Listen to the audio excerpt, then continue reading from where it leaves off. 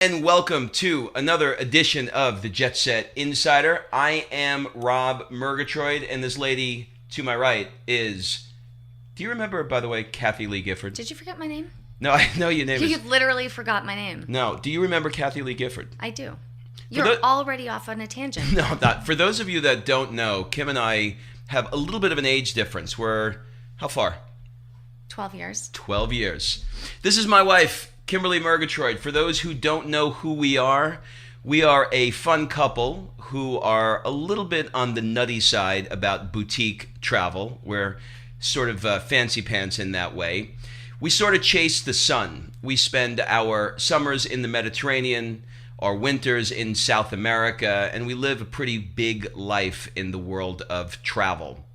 We spent the last 6 years traveling around the world producing our travel show for our website, jetsetlife.tv, and now we are taking to the airwaves. Is it airwaves for a podcast? I don't know what it is. Airwaves. We're taking to airwaves. How about this? We are doing a podcast now, and this is the second. We may not be doing another one, but this is the second podcast that we're doing, and we're going to share some travel tips, some fun stories, maybe an embarrassing video or two, and whatever we think is going to help entertain or empower you in all kinds of different ways. And we have You're schwitzing. What is going on today? My makeup's running. We have a really, really big show today. So Kim, tell them what is on the docket. Okay, well, today we're going to talk about how Rob almost ended up in a Buenos Aires prison for illegal use of a VIP soccer ticket. They take it serious over there. Then we're going to show you how to prevent from becoming the most hated passenger on a plane while also keeping your kids happy. Little kid tips out there for all the parents. Then we want you to be our marriage ref and decide if Rob should buy his 1,000th pair of headphones, all the headphones he has probably equal the price of a small car. Got a lot to say about that. Yep. And then one of my all-time favorite embarrassing moments in JSL history, Rob's worst hangover ever. This is going to be a video, so make sure you have the video podcast to this one. This video became an internet YouTube sensation almost overnight. It really did. Last, we're going to share with you the iPhone app that actually saved our marriage. All right, so let's kind of start right at the beginning here with the clip of the week. So the first clip of the week is going to be, we're going to take you all the way over to Buenos Aires. Now, for those of you that haven't been to Buenos Aires, and specifically a soccer game in Buenos Aires. Or anywhere in South America. Yeah, they like to call it football. I always feel weird because every time I say football, it's kind of like when you go to another country and you start speaking their language and they speak back to you in English. So when you say to them, Hola, they say hi. They say hi.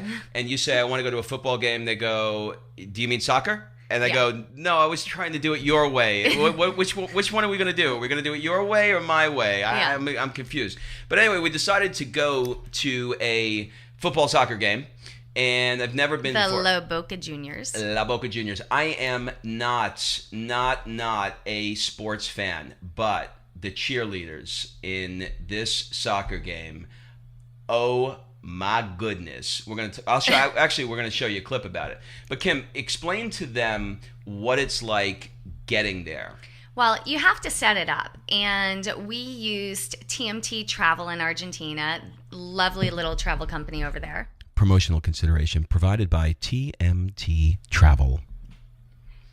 Silly. Just silly. So, we set it up with them. And what you do is you meet a group of people that are all going to the soccer game. And you get on a bus. They drive you over to the La Boca Juniors Stadium, which is probably not in the most safest area, let's say, of Buenos Aires. And you get on the bus. They instruct you what's going to happen. They come by. They hand out your ticket. Your ticket is actually a VIP pass. And it has somebody's picture and name. And I think I was like Hector Morales or something like that. I was a guy. That was literally my ticket. So I was slightly nervous. They told us once we got off the bus that we weren't allowed to speak English. They assigned each, 2 or 3 people to one Spanish-speaking person that would walk us into the stadium. And then they said once we got in, we had to buy a shirt for La Boca Juniors and take our seats. And once we took our seats, we were allowed to start talking. So that was good. Here's the crazy part. When you get there, you are admitted into the stadium based upon which team you're going to see. If you're for the home team, then you go in one entrance. If you're for the visiting team, you go in a different entrance. Why do they do that? So you don't get killed. Yeah, that's it's why. It's pretty wild, and they're serious about their soccer. So what they're going to do is you get on this bus, they instruct you, they drop you off, I don't know, what would you say, 3 or 4 blocks from the actual stadium, and you walk there, and again, you're not allowed to speak English, because I don't look like a gringo or anything, right? Like, this right here does not look Spanish. So, and it doesn't look like Hector Morales either, I have to also say that. So as we're getting up to the gate, you have to scan your ticket. You scan this little pass and you go in. So our friends go in, I go in, and, we're told keep going because this is a very undercover operation. They don't want tourists at these games. So we all get in, and then this one over here, leave it to him, scans his thing, it doesn't work. Now, everybody is already in except him, including our little Spanish translator, helper, security guard, whatever you want to call him. But this one is stuck outside the gates and can't get in. And the guy at the gate is yelling at him in Spanish, and his pass guy was like Jose something or other, not a Jose. So I'm Jose-ish. All of a sudden, I turn around and I'm panicked because I don't know what's going to happen. They literally take him off and start walking away with my husband. And I just know he's going to jail. I know he's going to jail. So I had the Spanish translator. I ran and got him, and I said, please go with them. And I don't know where you went or what you did. If you've ever seen, like, Locked Up Abroad, it was absolutely. That's exactly what it felt like. I'm, like, going down this tunnel, and Kim is like, no, my husband. I'm like, it's just soccer. It's only soccer. So anyway, everything worked out fine. They just needed to fix my ticket, and anyway, you walk inside. So we're gonna show you a clip of this, but I want to set this clip up. There are a few things in life that you absolutely have to do. And this is one of them. Some of the things we do when we travel, to be honest with you, suck, and they're not so great. We try and make everything great. Some things we think are going to be great, and they're not. Some things we don't know are going to be great and are. And this is one of those things where I knew it was going to be cool. I didn't know it was going to be like this. When you walk into this place, an hour before the game, the entire stadium is filled, okay? Both sides. So let's say 50% is visitors, 50% is the home team. They're screaming and singing and chanting their songs for their team to the point where you feel like the rafters, you're bouncing because they're going, oh, all that. How did I do that? Oh, nice. They're like, that was a little Indian. So maybe I'll have you. Can you do that? No. It would actually, for those of you that are on the video, it might be interesting. Okay. No. So you walk in, there is confetti flying through the air. The seats, the people are not in their seats, they're on their feet. They're dancing up and down. There's smoking hot cheerleaders. All right, let's show them the clip. Take a look.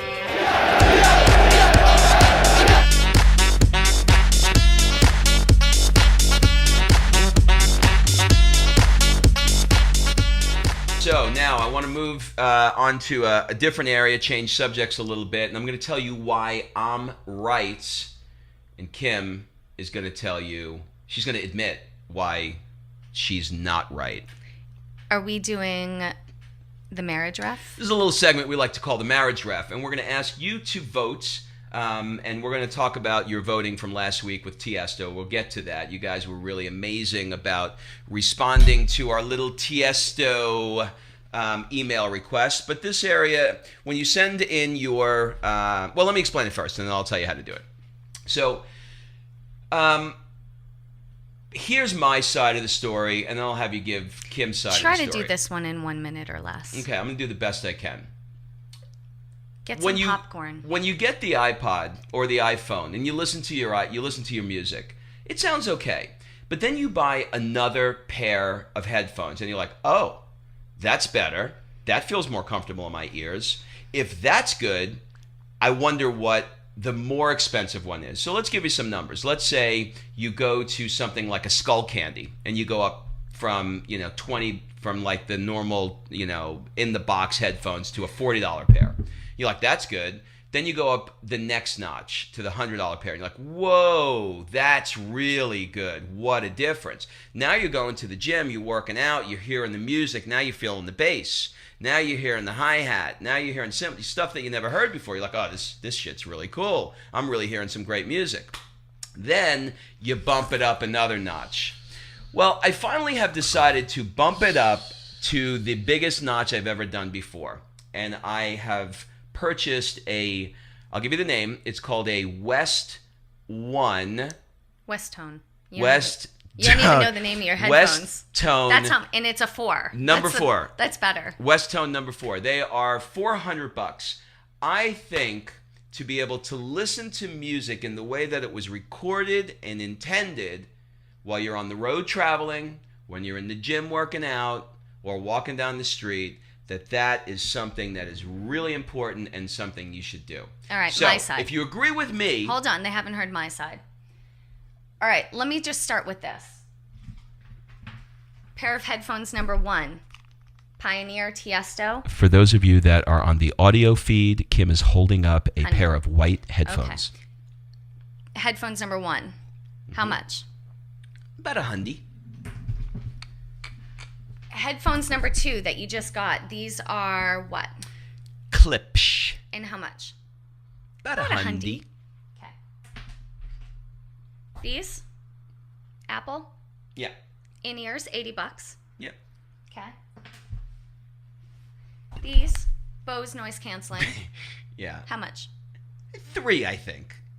Probably $350, but ish. Yeah. All right. So he has all of these headphones that he is absolutely convinced all have a different purpose. And by the way, the best part of all of this is none of them work when we are on the plane and we try to use the jack. So he has to break out the $14.99 Skull Candies, okay, in addition to all of this. So he has all of these headphones for all different purposes, and now wants for another $350, $400 these new headphones. I say let's sell them all and buy a small car. Okay, so this is not about money too, by the way. So, for anybody that's looking, saying, well, if you have the money, you can do it. That's not what I'm asking. But does he need it? What I'm asking is... Does he really need another pair? Here's the question. Do you see the value? For those people, I want to know, I want to hear from those people that go, hell yeah, it's worth it. It's worth having 19 pairs of headphones. He has one for every day of the week. It's like the underwear with the names on it. Okay, do we want to talk about bikinis? This is not where we are. If you want to do that next week, you can. Shoes? No. All right, so listen.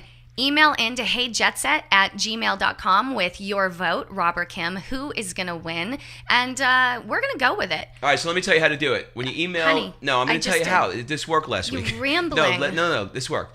In the what do they call the thing? The memo? What's the thing at the top of the email? I feel another marriage rep No. What's that thing? What's the thing called at the beginning of an email? Subject. Thank you. In the subject, write down Rob is right. Or Kim is right. But Rob is right. No, Kim. We're going to move on to one of the most embarrassing moments in Jet Set life history. A couple years back, we went to a place called Marbella. I like that. That's gonna be my Spanish guy voice. Marbella. I went to Marbella. You're like Don Julio. And we was hanging out. I don't know what that voice is, but we were hanging out on the beach, and we met some lovely British people. Cool cats from London. Cool cats. Like if I had to come back and go, I want to be a cool cat, I'm gonna be this group of people. Yeah. Totally cool. Still friends with them. Went to dinner with them, and we're wondering why no one was having any cocktails. So Rob and I, being the gringo Americans again, had a couple cocktails at dinner, then went out. It was actually our wedding anniversary too.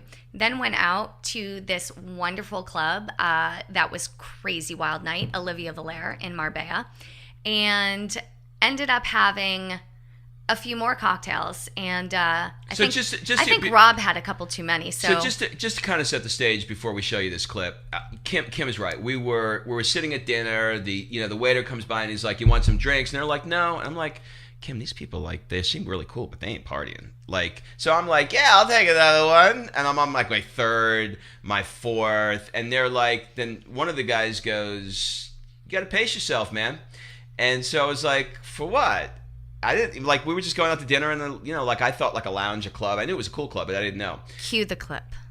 All right. So to give you a little background to this clip, I'm gonna tease it just another little second. You walk in this place, it's like a wonderland of magicians doing, their little act thing, and people dancing on the speakers. I mean, it's like mayhem, but a very, very cool place. So to give you a little idea of what this looks like, we'll show you what the clip is. Now, at the end of this clip, you're going to see what happened to me at the end of the night, or actually, technically, the next morning when I woke up, what I looked like the next morning. So let's take a look at this.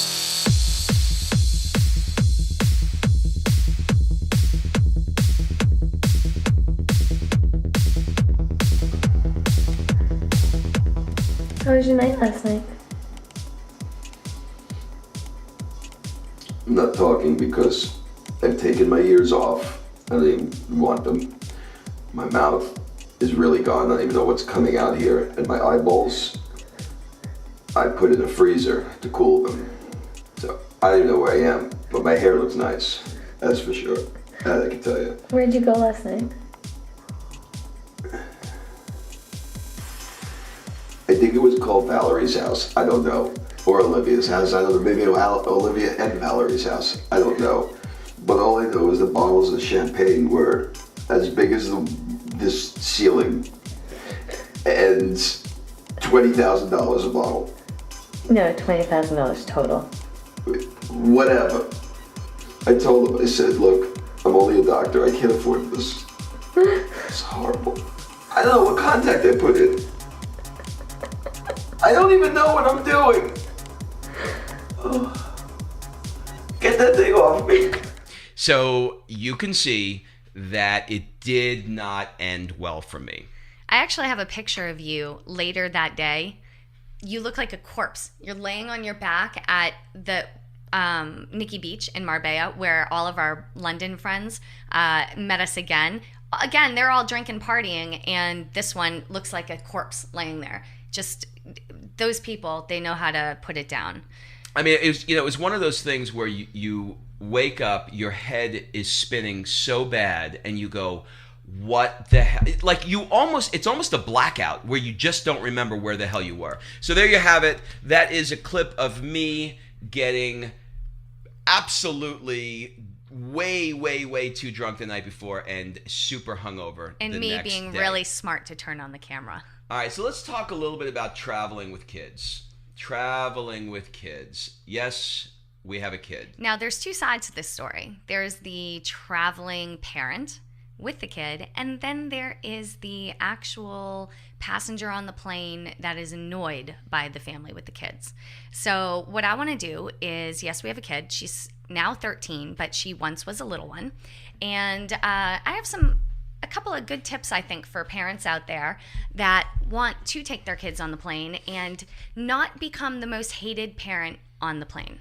So, first tip that I'm going to give you is to make sure you pack an iPod, an iPad, or some portable DVD player, and a couple of days before, download or rent enough movies, TV shows to keep your child entertained. But remember, you have 2 flights, so definitely download or pack enough that they can be entertained both going and coming back, and in the downtime in between, because you never know if you're going to have a delay, a cancellation, or whatnot. But do not let the kid, first of all, rent the movie. Don't buy the movie on iTunes. Do not let them hit the button that says that they can rent. You have to somehow block that thing out, because if you don't, You got like 24 hours on the movie, and we've made this mistake before. We're on the return They flight. start playing them all. They start playing them, and they look down, and all the rented movies are gone. Yeah. And you can't. Did you ever try and rent a movie in an airport with the airport that the Wi-Fi that drips over, and it's 427 days to download Mutant Ninja Turtles. All right, so number 2, when kids are hungry and their sugar drops, they definitely get difficult. So pack ahead, let your kids pick out snacks they're familiar with. Most of the airlines, you're not getting anything. All airlines at this point are no frills, right? I mean, they say no. Some airlines actually promote that, but I haven't had a frill on an airplane in a long time. What did the last lady say when we got on the plane? I hope you brought food because we don't have anything for you. Literally said that. Literally said, we recommend you get something now because you will get nothing on the plane. And I think we were going to California, Yeah. which from Atlanta to California is 5 hours? Yeah. Okay. So let your kids go. How about peeing? Can we pee? Are Yeah. you allowing us to pee, or is that we got to do it in a cup in the seat? A little catheter. So let your kids go and pick out some snacks that they're familiar with, that they like, and that will keep them happy during the flight and keep their sugar stable, so then your mentalness is stable as well. Number 3. Did you say mentalness? Yeah, well, listen, you have kids, right? Is that a word? Mentalness? It is now. The ness of mental? It is now. Okay, I'll If go with Beyonce can make up bootylicious, I can make up mentalness. Beyonce. Okay. By the way, does that woman have a wind machine with her in her purse? All the time. Oh my God. Wherever she is, it's like... That was nice, honey. So number 3, tired kids are cranky kids. Yes, fix your hair. Tired kids are cranky kids. So here's what we did. We got our daughter her own neck pillow and blanket. They make them for little kids, like characters, or for like tweens. They make, fun patterns. Treat them like a seasoned traveler. Let them enjoy the process of traveling. Let them sleep comfortably and catch a little cat nap if that's what they want to do, because most of the time they do, especially on the long flights. And, really try to show your kid that travel doesn't have to be stressful. It can be enjoying and relaxing if you let it. So that's tip number 3. Number 4. Use the family security lane in the airport. Do not bring your family with your small children through the expert lane. Just because you're an expert does not make your child an expert. Just because you think you can scoot them through, you're going to annoy every person in that lane. So use the family lane. They have a special lane in most airports specifically for families with children. So use that lane. And last but not least, number 5, remember what flying was like before you had children. And take this opportunity with your kids to teach them how to be courteous to the people around them. Don't allow your kid to kick the seat in front. Don't allow your kid to smack it. Don't allow your kid... Well, we were on one flight and Rob got stuck next to this little British kid who... I was going to kill this fucker. Oh, honey, my God, did he drive me crazy. The mom actually came back and said, do you mind watching my child? Which was fine. I was totally No, it's not fine. No, it is not your job to watch somebody else's child. It's not, but that didn't offend me. It was like one of these, it was like a Saturday Night Live episode. Okay, the woman, do it. Let me play you and you play the kid. All right, so the woman comes down. The kid is sitting there, okay? Kid's sitting there on the plane. Nice little kid. You're the kid, okay? Nice. No, I'm you. No, I want to be me. No, hold on. I'm you. Oh, wait a minute. You don't use those on a plane. Okay, you're screwing the whole thing up. Hold on. Yeah, that's better. Okay. All right, so that's me. Ready? 3, 2. Excuse me, sir. Sir? Excuse me, sir? Yeah? What are you listening to? Music. In my 1,000th pair of headphones. My mom said you're supposed to be watching me. Okay. Well, you seem okay. Excuse me, sir? Yes. Okay, I am not exaggerating this. I swear to God, this went on for an hour. To the point, I've never done this before. Ever done this. I am the nicest, easygoing in the world, okay? I literally hit a point with this kid where he was tapping me on the shoulder, and I was literally physically ignoring him like he wasn't doing it, to the point where he was like shaking me like that. And the kid was not 6. He was like, how old? No, he was like 12. And here, the best part is I was with our daughter at the time in a different row, and she was 6, and she wasn't acting like that. All right. So just teach your kids to be courteous on a plane. And I understand the babies, they don't know where they are. But I mean, the toddlers, the kids, watch your kids. It's not their fault. It's typically the parents' fault because there's no bad dogs, just bad dog owners. So same goes for kids. Number 5 is a really good one. Yeah. Let's hit that one. That's what I just Is hit. that the Were one? you sleeping? No. But it's the point where you talk about the kid kicking the front I of the did. seat. Did you mention that? I don't know. There's sometimes I have a 3-ring circus going on in my head. I don't remember things. Oh my God. Yeah. All right. So you are on to cool travel shit now. No, I have one more thing I want to add to this section, and then we can go on to cool travel shit. This is going to sound antithetical, I think that's a word, to what we were just talking about. But we've all been there with kids. For those of us who have children, we have all had to take a kid who's 2, 3, and 4 on a plane. And I know that it's very easy when the kid is screaming on a plane to go, can somebody just shut that kid up? No. I know that's... The answer is no. Okay, I know that that's horrible. All I'm going to say is try and remember when you were in that situation, because I can remember being a father. You're talking to the non-parents now. Correct. Yeah. I can remember being a father walking on the plane and going like, please don't cry. Please don't cry. Please don't cry. Yeah. Don't embarrass Have me. a little please. empathy. And you think that the parent is just being like some dickball, like not controlling the kid. But the kid is sometimes just a kid. Yeah. So all I'm saying is have a little empathy in that area. Exactly. There's 2 sides to that coin. So hopefully that helps you travel a little bit better with the kids. All right. So we want to talk about some cool travel Now, shit. listen, this is the app that literally saved our marriage. And let me tell you why. So You want to go first? No, I do. Because you won't tell the story right. Okay. So when we travel, which is often, I travel with Madonna. I would be good in any room, any hotel, anywhere. I prefer to be called Cher. For the most part, I'm good. I'm easy. I require very few things. This one, on the other hand, is literally like an entourage, but all in one person. He actually sends, what's it called? The thing that, a rider? Like a request form in advance. Like in advance. I want Perrier I need sliced. to be not near an elevator on a high floor. Jelly beans, black only. Take all the other colors out. He has so many restrictions. Ice, I want it crushed. But not near the ice machine.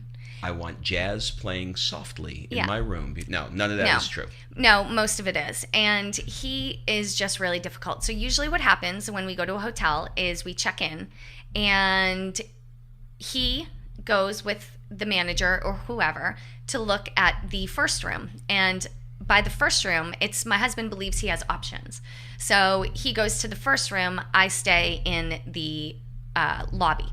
And I just wait until he's done, because the first room usually leads to the second room, which leads to the third room, which leads to the upgrade, which leads to the final room. So this man was really good. It was like a rap video, right? Yeah. This man will go through every room in the hotel like he's like Goldilocks and the 3 Little Bears or whatever. It's like this porridge isn't right, that porridge isn't right, that bed's not right. Lots of things. So the cool travel shit, the app that he found is called Room 77. And he's going to tell you what it does and why it could save our marriage. All right, so let me say this. Everything my wonderful wife just said, I will agree with is true. And I will say I have a reason for my behavior. We are not staying in a low-end Holiday Inn. We're staying in high-end boutique hotels, some of which, with conversions on euro prices, can be pretty pricey. We're talking $400, $500, $600 a night. So if you're in a place for 3 nights, 5 nights, 8 nights, or whatever it is, you're paying a lot of money. You want to make sure that you have what you want. So you're in a room paying $600 a night, and you put your head on the pillow, and you hear... You're like, what the hell is that? Oh, that's the ice machine. Oh, the ice machine. You just figured you'd put an ice machine next to the room where I sleep. Or you hear, ding. What's that? Oh, that's the fucking elevator that's going to be going all through the night with people coming in from the parties, coming out the door, go, woo! Great. No. Do not put me near an elevator. Do not put me near an ice machine. I want to be down in the corner, okay? Well, apparently, I am not the only guy that has these requests. And the man, and I don't know anything about him. I don't know who he is. All I know is he should be right up there with Mother Teresa. He made an app called Room 77. And it's basically like one of those websites that show you where the good seat is on the airplane. This one tells you, it doesn't have every hotel because it's brand new. It's got a lot of them in the United States, and it's getting more internationally. But it will say to you, ask for room. You say I'm going to the Marriott in Spokane. Is that how you say that? Spokane? Or is it Spokane? Spokane. No, it's not. Spokane. Okay. Is it Spokane? Tangent. Let's say that you're going. Got to keep him on track. Let's say that you're going to the Times Square Marriott in Manhattan. There you go. And you do some research and you find out that room 112 is the room that you need to be in. Now, this was perfect because the last one we did it in, we went to, I think it was the L'Auberge in San Diego. And they said you want to be at this level because at this level you'll be able to see the pool. But if you're at this level and you're on this side, you're going to be looking at a brick wall. And you're going to be paying for a partial view, but you're not even really going to be getting one because it's going to have. And so it's all figured out for you. So you don't have to worry about this stuff. So in other words, if he reads about the room in advance, then he gets that room, then I can actually go on the first trip to the room. And I don't have to wait in the lobby. All right, so I want to talk to you about some other stuff. Last week, we had a little conversation about Tiesto. And I said, send me some emails. If you know who Tiesto is. Or if you don't. Or if you don't, send me who it is. So I want to prove that I am right. I would love for you to try. I want to first acknowledge Miss Donna. Why don't you put your reading glasses on? I don't wear reading glasses. You already announced the age difference. Put the reading glasses on. You can't read it. You don't even know her name. All right, hold on. Let me put them on. Her name is Donna. I don't think I'm allowed to say a last name, so I'm not going to say the last name. But she wrote in and she said, hey, I love your site. I love your St. Bart's video. I am 42 years old, and I learned about Tiesto today from you. Exactly. So did she know Tiesto before? No, she didn't. Exactly. What position did I have? No, go ahead. Okay. I learned about Tiesto today from you. I live in Philly, and honestly, I've not been out to clubs since I've had my two girls. They're 5 and 7. Good luck with your research. Then we move on to Jack. Okay. Put your glasses back on. It says Esquire, so he is a lawyer. Hope he doesn't sue us for anything. Actually, Rob, it was just you. In fact, when you mention his name, Gia is going to bark because she knows him. Jack. So which one is that? What side is that? Will you tell me, what's the interpretation of that? He's saying it's just you that doesn't know who he is. Even Gia knows who Tiesto is. Wrong.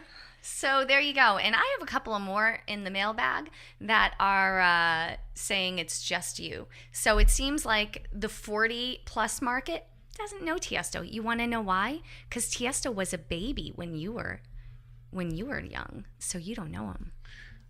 I want to acknowledge a couple of other people. I'm not sure if she's right or not, but I am right. I told her my tombstone's going to say, you were right, honey. One of the things we want to really, really acknowledge you guys for, and thank you so much for your help. Our goal is to be the number one, in the words of our friend David Siteman Garland, the number one non-boring travel podcast in the world. And to do that, we've got to have some 5-star reviews on Amazon. And last week we asked for iTunes? iTunes, Amazon, iTunes, Amazon. I don't know what it's called. You know, the thing that you listen to podcasts on.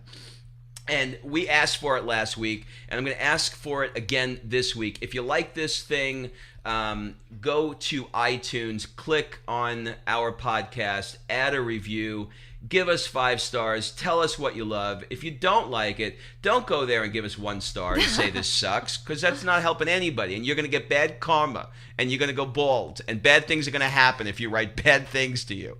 Bald. That's right. BAWLDD. Bald.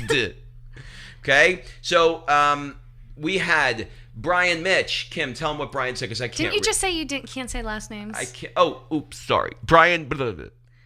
Brian says, entertaining conversation from my favorite travel couple. On to Travis. I've been following Rob and Kim through their blogs and travel videos for a while now, and it's awesome to see their podcasting too. Dr. Whitey, this is a must listen to podcast. I have to agree. Throughout their hysterical stories, Rob and Kim naturally dispense great in the know tips for living the jet set life. Find Your Peak says, if you're a hip or aspiring to be, if you are hip, not if you're a hip. No, he was talking about me because he knows. If you are hip, the aspiring to be, yeah, he's talking about you, and love to travel, you can't miss this podcast. Rob and Kim give the dirt on the best places around the world you never have heard of, but should have. And David 12,000 says, if you're an aspiring, is that like Andre 3000? Yeah, it's the Jewish version. If you take if you take Andre 3000 and you cube him, no, you make him Jewish. He's David 12,000. If you're an aspiring jet setter, love to travel, or just funny stories, you're going to love the banter between these two. Vaughn VIP. Vaughn VIP said, I've been following Rob and Kim's podcast for a while, and they definitely deliver. They're the real deal as they talk about their unique travel experiences traveling around the globe. Thank you, Vaughn. Last, Kathy. I have a feeling I know who she is. I am obsessed with these two characters. The slapstick Rob and the straight woman Kim. Can reality TV be their next move? We don't know. I don't know. Listen, we'll see. If I can be Bethany and do 150 million, yeah, I'll sell out. I'll sell all y'all out. if I have to be one of those housewives that wind up in Crazyville, no part of it. With your own adult toy line. Yeah, please, no part of it. Okay, well. We're done. I don't think I have anything else to say this week. We're going to do the best we can to keep them coming each week, share some stories with you. But please, please, please, please, please go to iTunes. Give us a rating. If you give us a rating, we will talk about y'all. I live in the South, so I could say y'all. We will talk about y'all on our podcast. Remember to email in Rob is right. Kim is right. Kim is very, very right. And if anybody has any suggestions for where we should go or show topics or what you guys want to hear about, what travel tips do you want? No, I was going to say next week we're going to New York for Christmas and New Year's. So if anybody has any tips, suggestions of where we should go, send us an email to heyjetset@gmail.com. And if we use your tips, we will talk about them in our podcast. That's it for this week. Hope everybody has a great week. And until then, thanks, guys. See you next week. Bye-bye. Bye-bye.